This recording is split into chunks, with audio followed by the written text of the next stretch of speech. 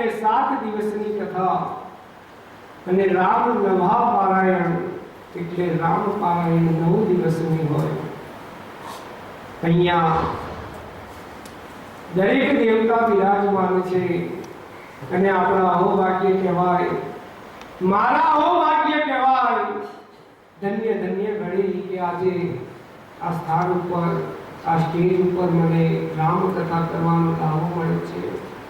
શિવજી મહારાજના સસરા દક્ષ પ્રજાપતિ આવ્યા છે અને દક્ષ પ્રજાપતિ આવતા દરેક રાજાઓ ઊભા થઈ ગયા છે એમને સન્માન આપવા માટે। અનેક દેવતાઓ ઊભા થયા છે, પૂરું થયું છે, સૌના ઘેર ગયા છે, રાજાઓ દેવતાઓ પોતાના નિવાસે ગયા છે। દક્ષ પ્રજાપતિએ મનમાં એક ગાંઠ રાખી છે બહેનો કે હું આનો બદલો ક્યારે લઉં। દક્ષ પ્રજાપતિએ એક યજ્ઞનું આયોજન કર્યું છે કનખલ ક્ષેત્રમાં જે હરિદ્વારમાં આવ્યું છે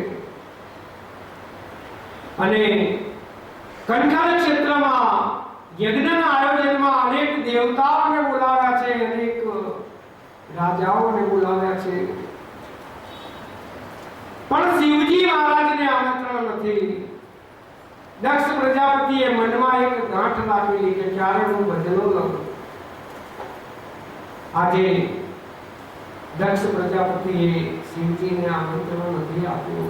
એવી આ વિમાનો તો તમારા પિતાશ્રીને ત્યાં જઈ રહ્યા છે, પણ બાપના ઘેર પ્રસંગ હોય એમાં કોઈ આમંત્રણની જરૂર ના હોય, આપણે દોડીને જવું જોઈએ। શિવજી મહારાજે કીધું છે દેવી એવું નહીં, જ્યાં આમંત્રણ ન હોય ત્યાં ન જવાય। आओ नहीं आदर नहीं नहीं नैनन में नीर उस घर कदी न जाइए कंचन वर्षे में। कंचनનો વરસાદ પડે તો એવા ઘરે ન જવાય જ્યાં આપણને આમંત્રણ ન હોય। તો મારા પિતાશ્રીને ત્યાં જવું જ છે। ભોળાનાથ અનેક વાર મના કરે છે છતાંય સતી માનતા નથી।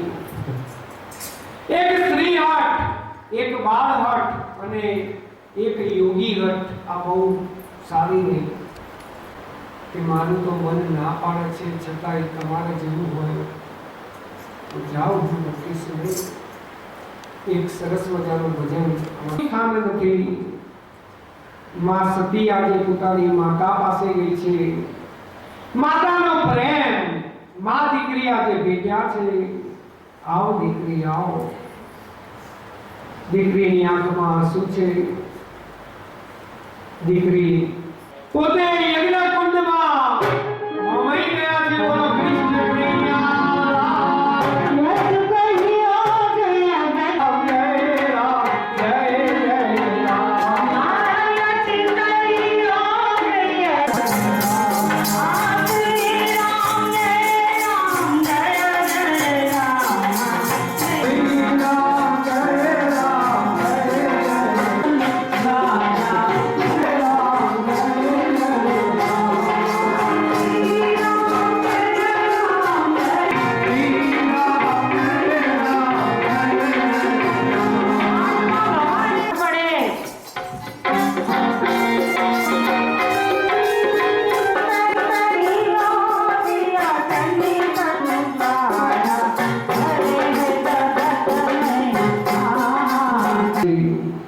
માતાનું જે સબ છે ભણવા લાગે છે।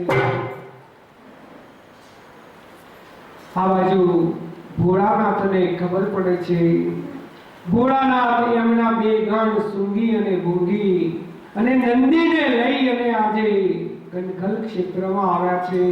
મચાવી દીધું છે, ચારે બાજુ તોડ ફોડ કરી છે, ભાગમ ભાગ થઈ ગઈ છે। દક્ષ પ્રજાપતિ પોતે કાંપવા લાગ્યા છે। કોકનું મસ્તક લઈ આવો, દક્ષ પ્રજાપતિને સજીવન કરો। નજીકમાંથી એક બોકડાનું ગળું દક્ષ પ્રજાપતિના ધડ ઉપર બેસાડીને દક્ષ પ્રજાપતિને સજીવન કર્યું છે।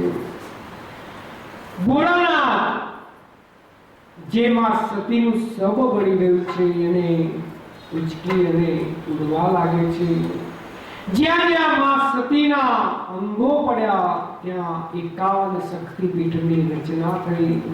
માં જગદંબા જ્યાં માં સતીનું હૃદય પડ્યું ત્યાં માં જગદંબા અંબાજીમાં પ્રગટ થયા. બોલો શ્રી અંબે.